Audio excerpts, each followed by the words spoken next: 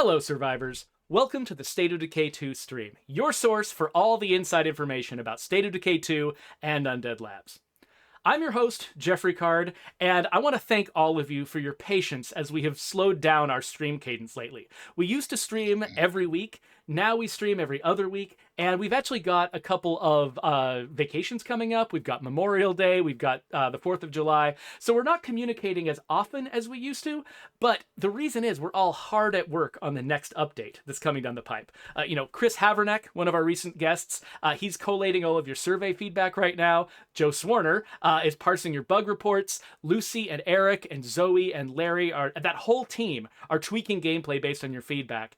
And I'm working on secret stuff that we haven't even announced yet. So, I gotta focus on that. So we're putting all of this time to good use, and we're just grateful that all of you are sticking around with us and watching our streams when we do them, even if we're not doing them as often as we used to. But speaking of that list of people, you've met a lot of people on this stream who work in a lot of different disciplines. You've met programmers, you've met artists, you've met designers, you've met audio engineers, but you have not yet met the guy who makes all of their work possible, especially when we're all working from home. Allow me to introduce NOEL Thompson, our network systems engineer and the guy responsible for IT at Undead Labs. Hello, NOEL. Hello. Nice to be with you guys here today. Yeah, so if you've got any questions about video game industry, IT, stuff like that, start queuing them up, put them in the chat. We would love to let you get a chance to get to know NOEL and his job a little better. Of course, we also have our intrepid customer advocate, Joe Swarner, here to do what he does every day, which is read all of your messages and only tell me about the cool ones. Hello, Joe. What's up, Geoffrey? How's it going? So glad to be here. Thanks for having me on the stream. Hopefully, we'll keep these questions flowing straight to NOEL and keep the conversation oriented toward him.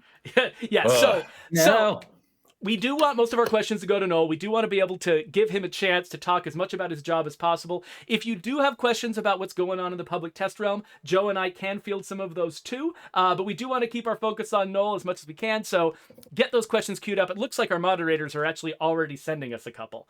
Today we're going to be talking to NOEL about his work, what he does. We're also going to be playing around in my game. And actually, I just realized it's still nighttime in this game. Usually I cheat it to be daytime. I should really quickly do that. Let's see here. Time of day. 6 a.m. That's beautiful. Awesome. So let's just start real quick with sort of the high level question. NOEL, what is it that you do here? Yeah, well, It's the big high level right? question, isn't it? It's high level as in, just been kicked out of the plane and you're like, wait, do I have the parachute? It's that sort of a high level.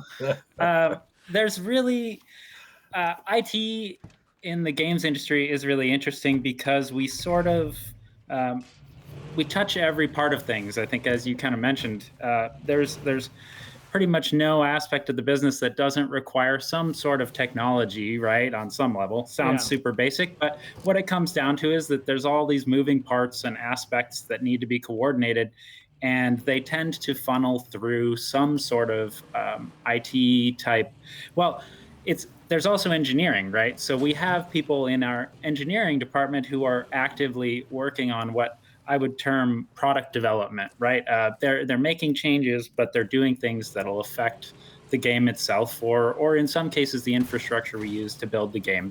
There is a lot of overlap, but IT, I believe this is the case in most industries, but definitely in an industry like ours, and at a studio like ours, IT you can think of as a sort of service provider. So all of the different things that people do at the studio, and the list, as you guys both know, goes on and on, right? We've got artists who need to work with various authoring software, whether it's Photoshop or something like Maya or an Autodesk type tool for modeling of objects and assets, right? I mean, there's people who need to work with collaboration software and need to work with people from other studios, and they need to have access set up in the appropriate ways so that all of that can be done without worrying about whether they might see the wrong thing or reveal the wrong thing to someone else. There's all these different things that it helps to have someone who is responsible for providing each of those services, so to speak, and making sure that they're available and functioning. And so that's kind of the role that IT takes on, at least at the lab, and in my experience at a lot of other game studios that I've talked to people who work at them as well. And it seems to be a strong element of the shared experience across game studios is that you're basically working to kind of keep the lights on and also make sure that whatever the software is, whatever the tool is, whatever the pipeline is, are our servers up and running doing builds so that we have a new version of the game available so that we can test this new feature, right? Some of that is going to be engineering work that is between IT and engineering, but it's going to affect how quickly someone like Geoffrey can iterate on their ideas and try them in the game. And that's going to affect what you might hear people say our velocity of how quickly we can like make changes and then learn from them in order to improve. So IT kind of has this special role where if we do everything perfectly, it's like we're not even there. But if we don't, then we can slow down every part of the process that has to happen, right? So it is interesting to be one of the kind of key components.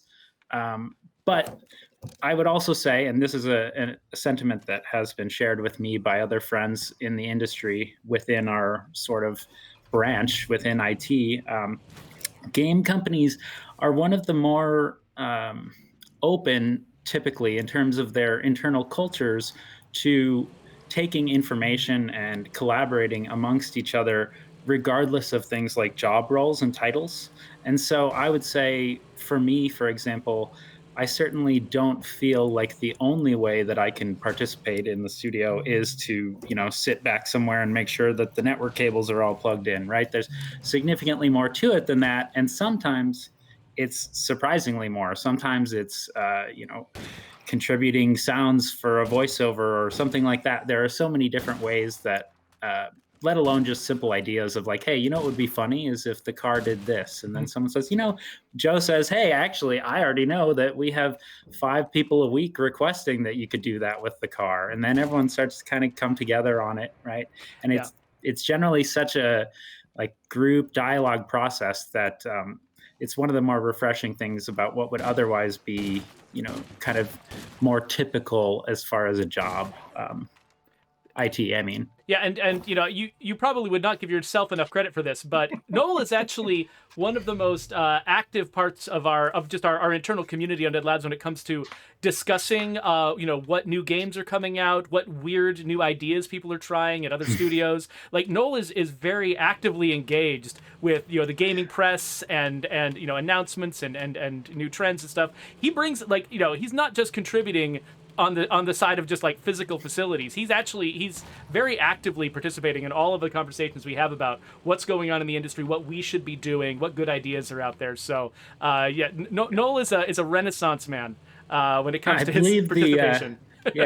I believe the diagnosis is extremely online, for better or worse. But it is one of those things where, especially at the lab with the kind of community of people that we have, there is a lot to be said for sparking and participating in conversation with each other, whether it's about something directly related to a new piece of software or a new tool that Unreal has just announced, right? Or a game that's come out that a handful of people at the lab have an interest in that is a sort of an influence on aspects of something we might try, right? Because the heavily creative element of the work and the fact that we can take our influences from everywhere, there's so many ways to contribute to that environment, which I personally really appreciate about the lab for sure. How are we doing on questions, Joe? We got any? We got about 3 lined up. Go for it. The first one feels like kind of a fishing attempt. So NOEL, when it comes to being in Nancy Chapman from YouTube asks, when it comes to being in IT, what is the situation that causes the servers to go down the most? Well, thank you, Nancy, for that question. We can assume it's less exploratory and more, inquisitive. But I would say that part of, well, it really depends.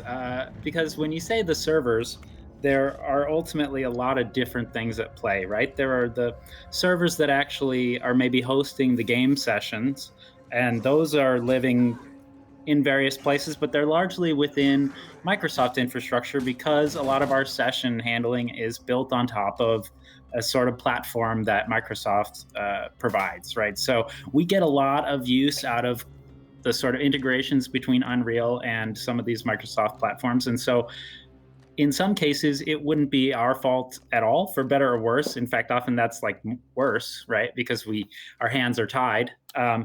But I don't want to throw any of our compatriots under a bus or anything at Microsoft or Azure, but there have been cases recently where, for example, Azure service unavailability affected Xbox sign-ins, and that rendered us unable to sign into our development environments to play, recent builds of the game. So there are cases like that unfortunately tend to be, because we don't control the circumstances and we can't really predict when it might happen, those can almost end up being the most likely form of failure, even when they're rare, because we can plan for everything else, or try to. But sometimes platform-related outages are a real good cause of those issues. Other times we just screw something up. It's totally possible that we'll make a mistake, or someone may leave the company, and during the process of handing off some piece or tool that they previously had ownership over, there can be a miscommunication about which service needs to perform. Oh, Geoffrey, geez.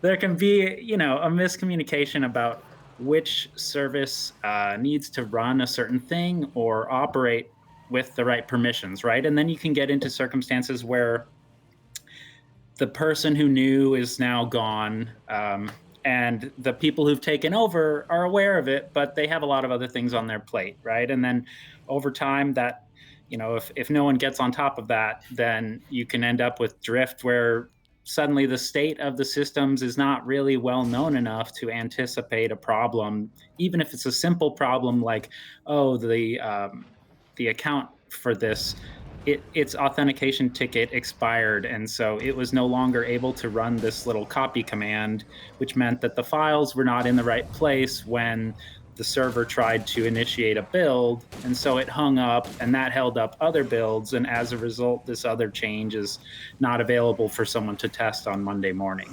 So those kinds of little failures can creep in, but I guess I would say, for the most part, the predominant thing that's going to happen is there's going to be some sort of outage of a platform, or you're going to have maybe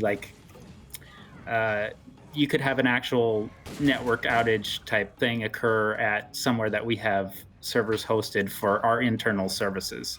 That could be something that could end up affecting, well, we've done our best to kind of separate things so that nothing that happens in the lab proper would affect anyone's play experience in the outside world. But there are always some amounts of validation that happen before a change that's made at someone's computer here or at their house would make its way into a version of the game that's available on a server, in the cloud, right?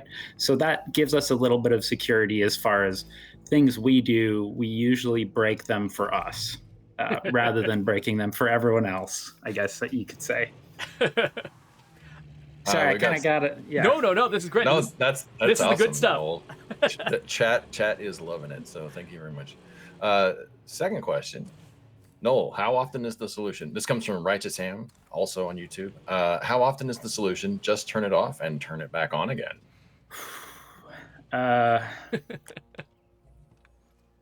want to roll my eyes, right? Because it's like such a silly thing, but unfortunately, it's a lot, and like a lot, like at least once a day, I would almost go so far as to say, and that sounds silly, and part of it's because Windows is a very powerful platform, but it's also complicated, and that complexity can give rise to conditions where you're not sure what's going to happen, and then it does, and suddenly it doesn't work how you expect, right?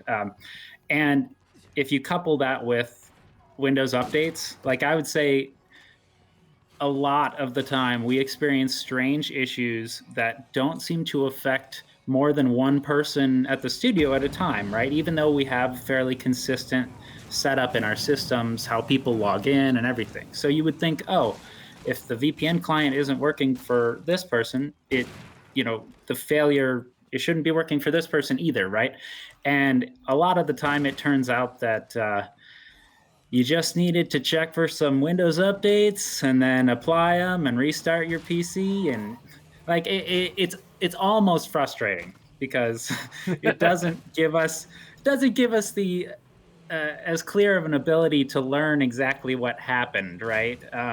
But at the end of the day, usually it means someone can like get up and get a cup of coffee, or there's usually something to be gained by taking a minute and just restarting the machine. But yeah, as silly as it is, that is very frequently the problem, and especially, if I can see a case where that's the problem for many people just using Windows at home, but especially for us with some of the things that we run to have what I would term our development environment. Oh, look at that! Nice decor. I've seen we've been touring some homes lately. I've seen some that were staged worse than that, I would say. but yeah, someone who is potentially running the Unreal editor, and they're running a copy of the game, and then they're also maybe running the Xbox manager in order to interact with their dev kit so that they can try to say join a session with their test something in multiplayer. I mean, there's so many different ways that someone might be trying to just actively test the game or develop something, let alone the various layers of like blueprint editing and all of the different things you can be doing within Unreal Editor itself, that you can really put quite a strain on a machine. And there are circumstances where you would maybe get into a situation where the easiest way to free up memory that's otherwise gone to some nether place is to restart the machine. Or you may have a situation where you're finding that you're having to restart more and more, and it's starting to suggest that maybe you're reaching some sort of system constraint with your resources, and like, oh, well, maybe we need to get you set up with more RAM, or maybe there are times where even a solution, even a problem that is solved by restarting, can sometimes lead to a more long-term solution, depending on what it is, and that's where IT issues tend to be so case by case, right? But in general, it is always safe to at least ask about the general system stability and when it was last restarted. Yeah, no, I'm always amazed at like how disruptive having pending updates can be. So yeah, appreciate that. We have another great question for you there, Noel. This one's a shorter answer, I hope. How long until the robots rebel and murder us all? Oh gosh, I feel pretty safe about it, because I have this feeling that the more intelligent they became, the more capable they became, the more tired of us and ready to just be done with the interaction in a simpler way they would be, right? I envision more of a circumstance where they can just mute all humans and go about their business than it being worthwhile to actually subjugate us, or I don't think they'd turn us into batteries. I don't think we're really efficient enough for that. So you know what, yeah. I've heard people have this debate so many times. I have never heard that answer before, Noel. that was amazing. At least we know they won't turn us into batteries. They just might mute us. That's great.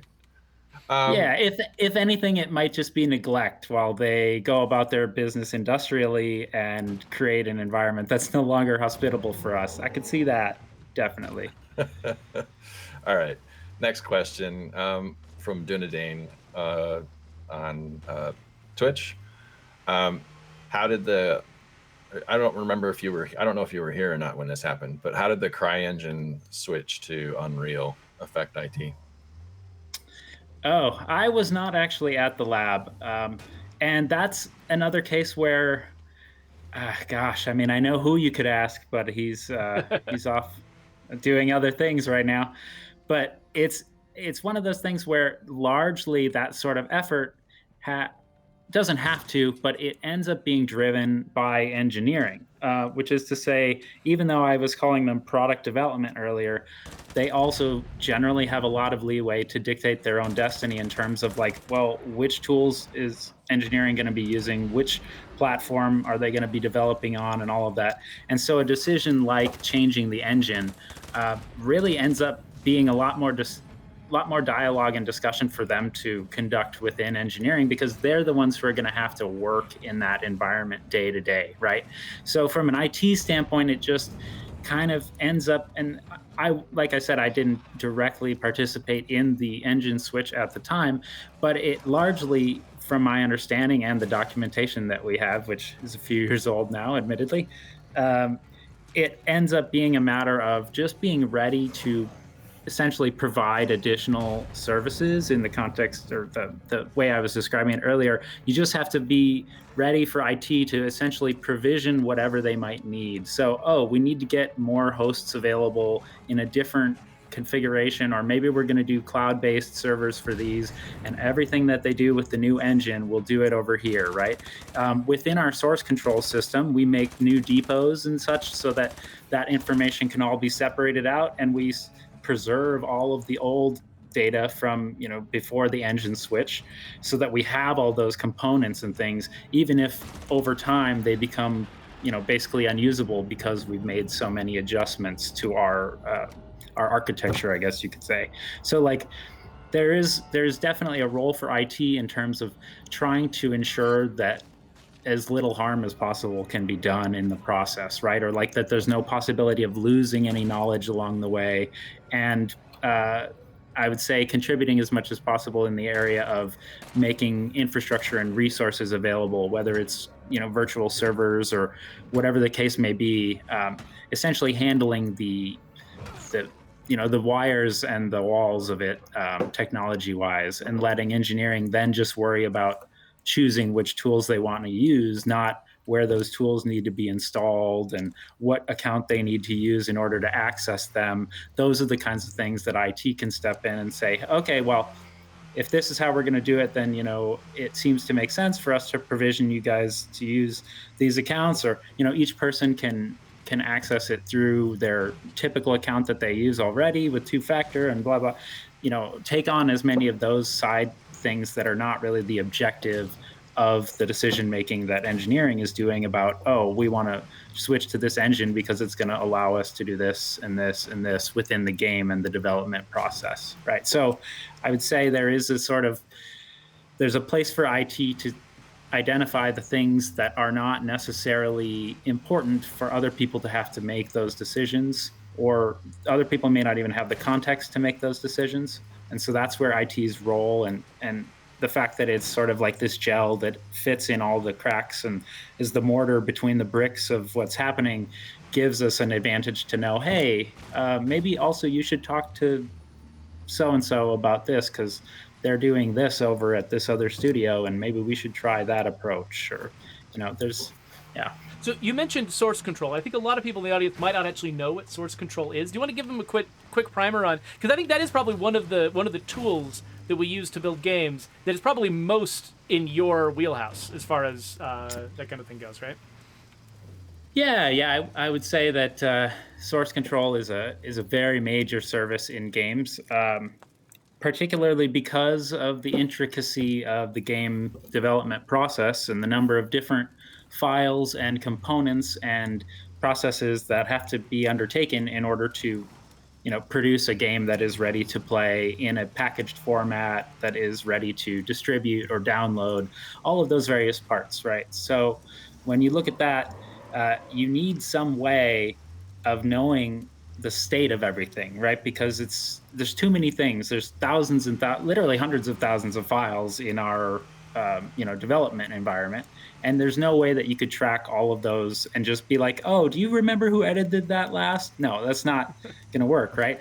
So what you see get used a lot in general in software, but especially in the world of games, is what would be called like a version control software, or you can look up DVCS is an acronym for distributed version control software, or some similar term. But essentially, what you do is there are these products that we employ that help us to store all of the game assets, game files, everything in a way that is tracked, so that essentially every file has an auditable and understandable history to it, and every change is available for examination or rollback. Or if you get conflicts between two submissions, then there's mechanisms built into the source control system in order to be able to say, hey, wait, we don't want to attempt to combine these files in a way that might produce something unusable. So we're going to wait and force you to approve this submission after taking some steps, right? So Yeah. there's all these little handrails that it can introduce, but the gist of it is that it helps us control which files can be edited by which person at what time. And you can go to any file in our environment and you can say, show me the history, and you can see every single change that has been made to that file at any time. And if someone, like Breaks the in build. theory, right. If someone does something that, breaks the tooling so that things will no longer function and the game will no longer launch, we're able to set up other tools around our version control system that will do things like notify us and say, this build seems to have broken, and the last two people to submit on it, were these two parties, right? And that definitely, there's a lot of joking about the shamebrero, right? And like people broke the build and they have to, be embarrassed about it. But in general, it's certainly, and I think everyone these days has gotten a better understanding of this, as far as culture and toxicity, that it's certainly not effective to fixate on the blame. It's more about understanding patterns and sources of these issues in order to essentially address them and try to be proactive about them in the future, right? If we know a certain type of change can have that effect, that's something where next time we don't necessarily have those 5 minutes even of wondering, oh, what happened here? What's going on?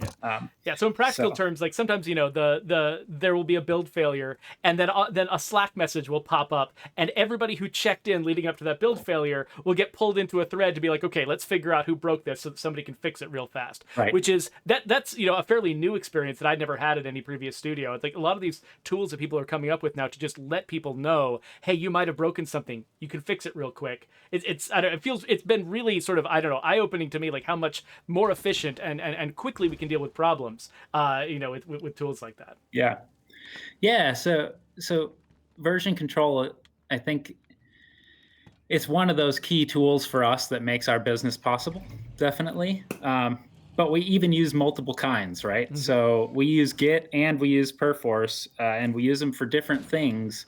But we use them at different points in the same processes, right? So like the same build might require both of those to be working in order to ultimately complete. And that's because it's performing different roles, or this piece from GitHub may actually only be used for some infrastructure piece that it's one of the workers that the build job is running against, right? So it has nothing to do with the actual game code, but it's pulling code from GitHub in order to set up the worker that will receive the build job and perform the work that it can then return to the builder that can produce the actual, playable game files. And so, listening to you say all of that is what makes me really grateful that we have an expert like you running this, so that I don't have to understand a word of it, and it's totally fine because things just sort of, from my perspective, things just magically work because you're doing all of this complicated flurry of activity behind the scenes.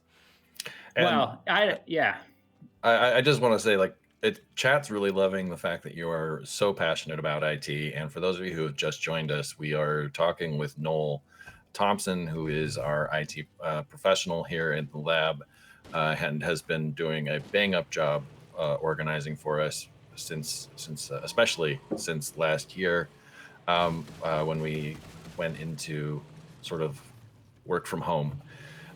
So one question, and then that's probably the next one we should answer. Noel, what actually got you into IT in the first place? Gosh. Well, I like playing computer games, I guess, is really at the end of the day, it's probably my dad's fault because he brought home a computer and installed, SimAnt on it or whatever some of those earlier games were. I had And that on my it's all Amiga. downhill from there, right? Yeah. Right. Or, oh, actually, yeah, maybe a cousin. I mean, there's probably some blame to go around. But essentially, I would say it was my desire to have, I don't know, access to these sort of fantastical worlds and experiences, right? And I really enjoyed reading when I was a kid. And as computers became more and more available, it was like, well, there's infinite reading available on the internet, and let alone games and more interactive experiences.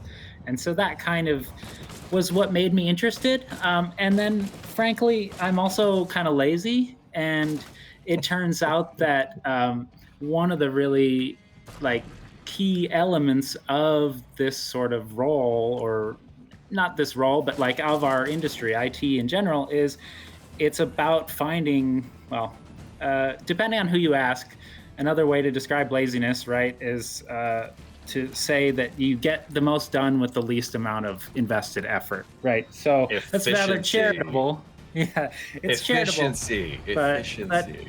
but if we think of it like that, the idea is that, I had enough of an inclination that, I'd rather spend a half hour trying to make sure I didn't have to do this over again. Even if I don't need to end up needing to do it again later, it's that idea of like, I'd rather, avoid the work by doing some other work that's less work, I guess. But that sort of personality kind of lends itself to also being, kind of availability minded. And there's like, there are ups and downs to being a service provider, in that you need to potentially be providing service a greater number of hours than you have in the day to pay attention, right? I mean, depending on what the things are that you're trying to support, it's going to be kind of a commitment to on call, or at least having various contingencies in place that can produce a lot of extra stress. So it cuts both ways. But I would say that it was that sort of desire to like be able to put in the work to make sure something works, and then have that be, a job well done, right? Because I didn't, around the time that I was going to school, and yeah, I guess I could say I did go to school for IT type stuff, but I don't know as far as how you might compare the experience of going to school for that at the time that I did it versus now. It's been a few years, you could say, and I went to a little school that's in like right outside of Phoenix, Tempe in Arizona. It's called University of Advancing Technology. I think the name has changed once or twice. And when I was there, it was so small that they didn't have dormitories or anything. So I ended up kind of living right off campus with a friend of mine, going to school there, and then kind of getting right into the job market. And I happened to, things lined up kind of fortuitously with regards to, in the broader scheme of things, we had a housing crisis and all these things happening in those years. So I ended up kind of getting to do some work that started out kind of in the sort of help desk realm, and more customer service oriented, because at the time that was just one of the more accessible roles you could get, right? And then kind of progressing from there into eventually more and more of these kind of support oriented roles. I worked at PopCap back in the mid 2000s as well, in the days of Peggle, which was a lot of fun, but it was also very different. Like I can't imagine running an organization today that we did then. And it wasn't, not because it was bad, but just because, that was, practically speaking, contemporary with the birth of the iPhone, and technology was just so different at that time, right? So I've seen organizations of various sizes in my career so far. I've worked at places where the global address list was 40,000 people, and there's no name that there weren't two of them. And then I've been at, one of the most fun experiences I had with the role was actually working at the zoo. I worked at the Woodland Park Zoo in What? Seattle. Yeah, that was a blast, actually, in a very strange way. I would say from an actual careerist IT perspective, it was complicated because it's a nonprofit organization that doesn't experience a large amount of change or turnover, and so career progression is tricky, and it's trickier to do when everyone is already stretched thin, and so to a certain type of person it would certainly not be ideal because there's no room for ambition, but at the same time, especially given the time when I was there, animal like running a zoo requires keeping a ton of records, and a lot of the time that means putting them into a computer, right? So that means that you need to have computers all over the zoo, which essentially is a great excuse because, hey, not only are they keeping computers in here, they're keeping animals in here, and there's a bunch of dust, and these computers need to be cleaned out and maintained or replaced, or we're going to try a thin client that doesn't have any fans. Oh, that's going to be a really good idea. Well, we'll see what happens. But there's all these excuses to go unlock the, I'm trying to think which one is even the most fun. I mean, really anywhere across the zoo and sort of get not into a dangerous position, but get behind the scenes and be able to see the keepers interacting, going about their day-to-day business, and maybe like feeding some of the animals in the night house or doing all those kinds of things. It like being able to go see the gorillas, any day, and just observe them while I'm walking across the park, riding a push cart with like PCs in the back of it in a basket, big ding ding. So I've tried some IT experiences that were definitely very, very different than what we do at the lab, but I do think that it's been an interesting progression, and really the common thread has just been that I've just kind of try to find opportunities to be productively lazy in interesting ways, right? And allowing the rest of us to be productively lazy, which is, that's always Yes. that's always the real challenge. We've got a couple Yeah. of different versions of this question, one from YouTube and one from Twitch that I don't know if we can address or not, and you can tell me really quickly whether or not this is something we should address. But do we use any containers / Windows containers for our work on the back end? Not exactly. So we do. I assume that it's in reference to kind of like Docker containers and maybe even like a Kubernetes type container orchestration system.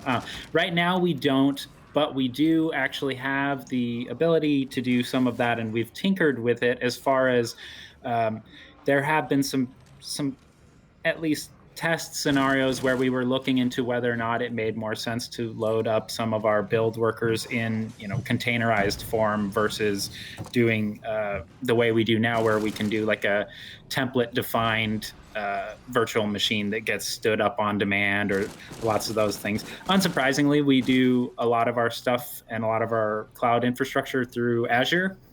Weird, right? Who would have thought? Microsoft. So in general, we have access to some container-based, tools, and there has been some experimentation. But I think I wouldn't say we rely on it right now. But I also there's at least one person in engineering that I've been meaning to kind of spend some more time talking with about this, and I wouldn't be surprised if we kind of go that direction in the future if it ends up being helpful.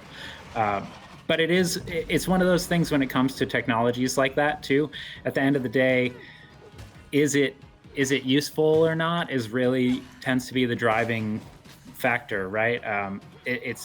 I think, what was it, Geoffrey? It was we get shit done, or what was the, I think that was one of our there have been various iterations on our core principles or practices that essentially are about, what is the best tool for the job at the time. And right now, I would say it's still, the jury's still out, but there's nothing where we're explicitly like relying on containerization.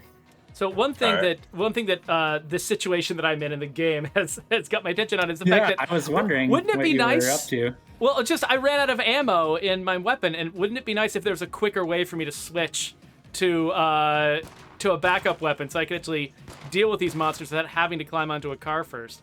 Oh well, we'll have to talk about those possibilities sometime in the future. I have no idea Yeah. what you're talking about, Geoffrey. Well, yeah, it is. You raise an interesting point and something that while I was rambling earlier, I was thinking about it, which is one of the things that really, I think people get a lot of images about what it's like to work in the game industry, and especially with cultural issues like crunching and even just the general hostility or not of a given workplace. Like, there's all these things to be concerned about, right? So it's easy to see why people might be like, you know what, I'll play games, but I don't want to make that my job because I don't want to have that sour it for me or something. But I really do think that, I feel pretty strongly that part of the reason I want to work on games or in games as an industry is because, one, they can reach tons of people, right? It is an artistic medium that can communicate something and can give meaning, even if you're just running over zombies and hitting them with a car door. Or failing to, which is what I'm doing right now. Yeah, you're doing a 30-point turn there to, but like, there is value in the actual, product that we can produce, I believe, at least if we take the time to produce something that communicates something of value, I guess, not to be circular, but like, it's on us to produce something that other people can find value in to some extent. And we're expressing ourselves, but we're also trying to do it in a way that creates something that is meaningful, right? And to that end, there aren't a lot of other industries that I've been part of or worked in that really felt like I would contribute any way I could, because what we're producing has, I'm proud of what we produce. And working at the zoo was a similar thing, because it felt good to see the infrastructure supported and to see that like people could do their jobs and take care of these animals, and then in doing so spread knowledge about those animals to other people. And like, ultimately the goal is conservation, right? So that's a mission that feels good to adhere to. And I do strongly believe that games are another mission that can live up to the value of that, in terms of what they can communicate, the lessons they can teach, or just the things they can suggest to us about what is or isn't I wouldn't say a good way to live or anything. It's more like it can give us opportunities to see things play out that we wouldn't otherwise see, and those things can shape our perspective about what decisions we might make in our own lives day to day. So I don't know. There's a lot of room for games to be meaningful, I think, and that's part of what drives me. Even though I know I could get a job, doing IT at other places and reuse even a lot of the same skills, and maybe make, well, I don't know about make more money. It's hard to say, right? But just in general, get some of those really big bags of zoo dollars. Yeah.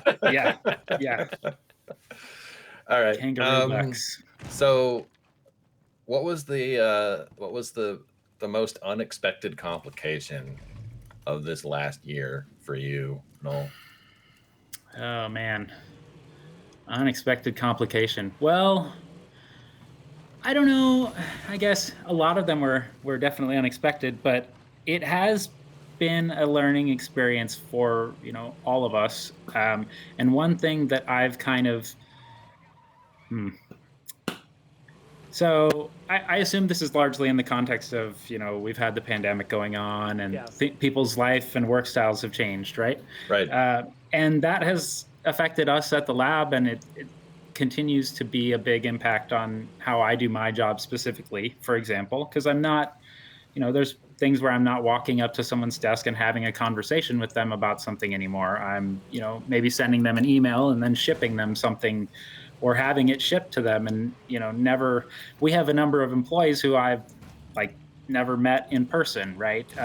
So there is an element of that has been different in unexpected ways, I think, because I've done some work remotely before. I've done consulting style work where I was traveling and I was never really surrounded by coworkers, but it has been it really puts into perspective kind of like how much we come to, for better or worse, lean on our coworkers and our work environment as our sort of community during a large chunk of our day, right? So in that regard, it's been interesting because I think people can some people want to go back to the office and kind of regain some of that, and other people want to regain some of the space that they've reclaimed from their work and life balance, right? But I think for me, it's definitely been interesting to kind of try to step back and recognize where we were making assumptions in the first place, that we had all just accepted, right? About like being in the office, or which hours of the week that you should need to be there, those kinds of things, where, yeah, it was the way it's always been done. That's, as long as I'd been in the workforce, that was normal, right? But that still doesn't mean that it's the best way, or at least not the best way for us. And trying to be kind of paying attention to those, trying to be as accommodating as possible to those ideas of like, hey, well, what can we do to help you get the work done wherever you are, in whatever circumstances you need, has been like it's been an area of growth for our IT department, which at the moment is largely but not exclusively me, because I have, other people in the organization that I rely on within finance or within production or even engineering. But I would say that's been an area where like this has illuminated a lot of what were those assumptions we were always making, and how can we change that? How can we make our choices or our options, our processes more accessible and more amenable to a broader range of potential, people who contribute at the lab. Yeah. And I And imagine that yeah, that in your job, I imagine that the ability to sort of like get past how things have always been done, and sort of think about new ways to make it even better than it's ever been before. I imagine that being able to sort of think outside the box that way is probably really important for someone in a role like yours. yeah, I think it is important, but I think it can be kind of daunting, right? Because it's hard to predict the next big thing, right? It's hard to know.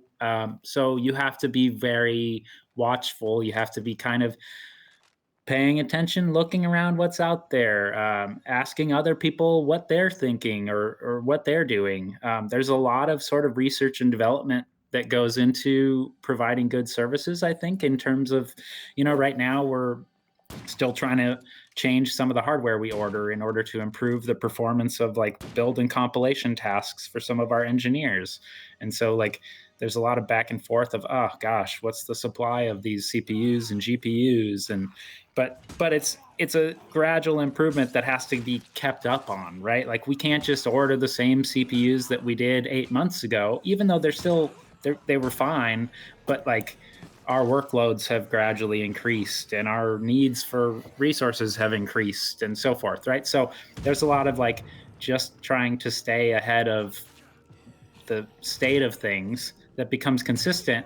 And I think that's where I like being in games, because it presents opportunities to step away from that work and maybe join the playtest and try out a new feature and then give feedback about that feature, right? Or like you were saying, when we hop in the video games channel of Slack and post a new game that you think someone might like and have that dialogue, you're working, you're sparking sort of collaboration and ideas between each other, right, in a constructive way.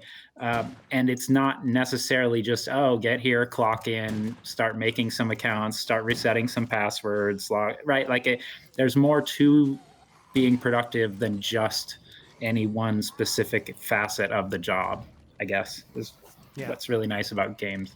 And Fall Down Go Boom, who asked that question, sort of that I rephrased, but who asked that question, says that it's really nice to see you give such amazingly heartfelt answers. So anyway, nice job so far, Noel.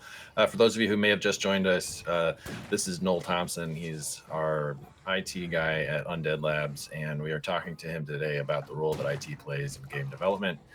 And we've got quite a few questions to get through still, but I'll try to. All right, we'll go with a couple of lightning round. We'll go with right? a couple softball answers, and I will give you Cribs notes to say that your answer to make this person extremely happy would be hazmat suits and astronaut suits. Okay, so Awesome Twitch Dude asks 2 questions. Which map do you like best? And are there any outfits you would like to see added to the game? Oh gosh. So yeah. So if you want an easy answer, just say Meager Valley, where I'm playing right now, and that's totally cool. Oh no! I think the Meager Valley area is pretty cool because it's definitely lets you drop in like Geoffrey is doing and just start goofing around right off the bat in a really fun way. But I do. I wasn't at the lab when State of Decay 1 was released, but there has always been a lot of like good feelings and warm nostalgia that is hard not to get infected by when it comes to the Trumbull Valley content. So, yeah. And seeing the comparisons is always a trip every time. You mean those videos people have put comparing Heartland to the original game? Yeah. Yeah. So even though I think that this kind of fun goof around open experience in Meager Valley is pretty great, and Heartland is not something that I'm necessarily, I do like the map. So I do like that space. Sorry, what was the other part, Joe? Which outfit would you like to see added to the game? Oh, and I was going to say bonus points for the asker, who was Awesome Twitch Dude, if you say hazmat suits or astronaut suits. So I think, well, gosh, astronaut suits. What kind of astronaut suit, right? Because some of them are pretty bulky, and they would. I think it'd look ridiculous in a good way. But I personally, shout out to another Microsoft studio, I guess, cross promotion synergy. I am a big fan of Sea of Thieves, both watching it and occasionally sailing myself as well when I have time. And so there's something that happens in that game called tucking.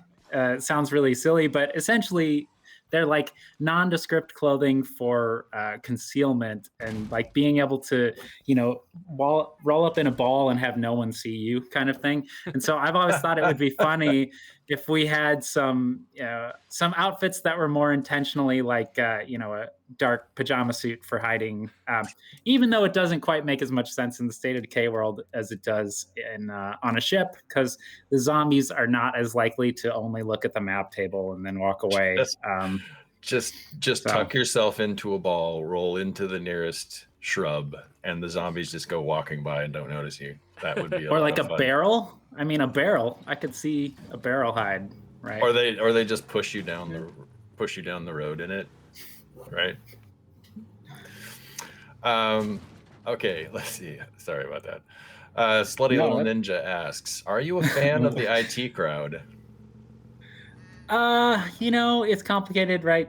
Some things don't age as well as we might like them to, but there are aspects of it that I can absolutely remember having laughed about, and I think there are some elements of it that are, timeless humor. The internet being in a box on someone's desk is like never not going to be funny, even if you know how absurd it is. In fact, it's almost the more you know about how silly it is, the better how dumb it is becomes. So like there are definitely some aspects of the IT crowd that I still appreciate for sure. And Renum, yeah. MRD Gaming asks from YouTube. I think you already addressed the first part of this, so you may not have to, but it's a 2-part question. Noel, are you a gamer or more into all types of software? Also, what's your favorite game? Oh, gosh. Well, I guess, I don't know if I would call myself a gamer, but that's, that term is, it can be a lot of things these days. But I absolutely, part of the reason that I enjoy the game industry, like I had been saying, is because I believe in the potential of games, and I do like to try games and try new things and see what's come out and what's changed. I had a certain period of my life where I played a lot when I was younger and in school and so forth, right? And so there are certain nostalgic things like that that I find myself returning back to. For example, I was just playing River City Girls recently because I've always loved beat 'em ups, and like I remember the original River City Ransom, and so I kind of jump around. I played a ton of Hades recently. Well, actually, I guess I've been playing that game for years, since like 2018. But it's fantastic, as I'm sure everyone knows. But I do kind of tend to jump around, and if anything, I would say the number one thing that's going to get me to play a game for very long is whether or not I have friends that are playing it. Right, the social element ends up being the most persistent kind of source of value for me in most cases, because otherwise, you start to learn the game, or I mean, I can see the value of a very good roguelike, of course.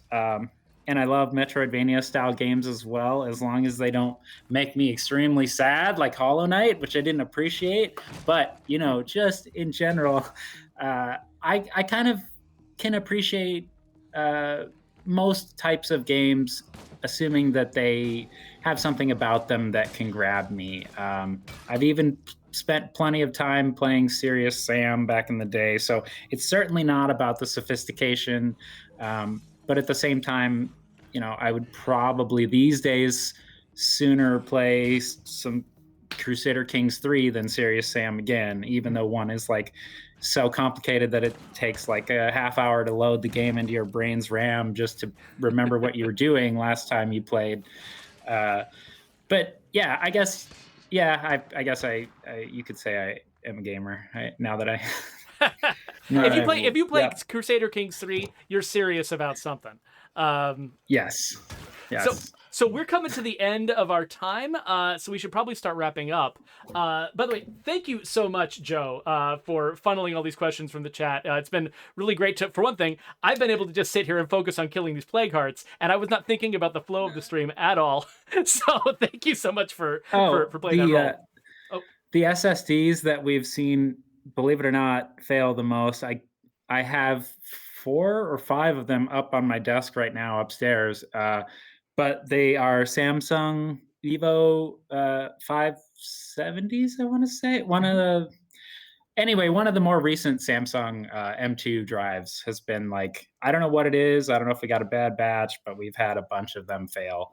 So typically I order Sabrent SSDs, the Sabrent Rocket M2 form factor SSDs in 2 terabyte size.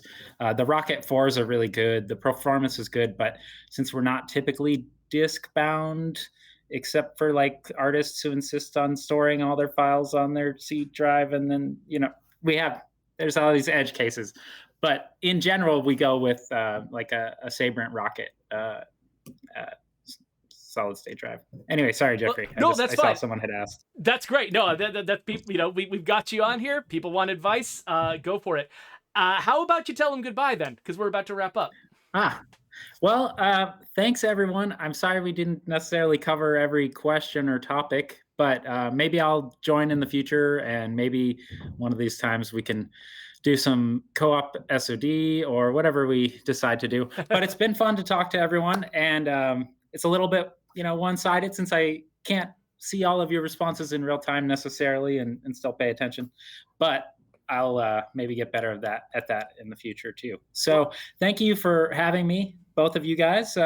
Thank you for kind of letting me not have to be the one who embarrassingly gets surrounded by zombies or whatever the case may be, so that I could just ramble. Heroically get surrounded by zombies. Thank you very much.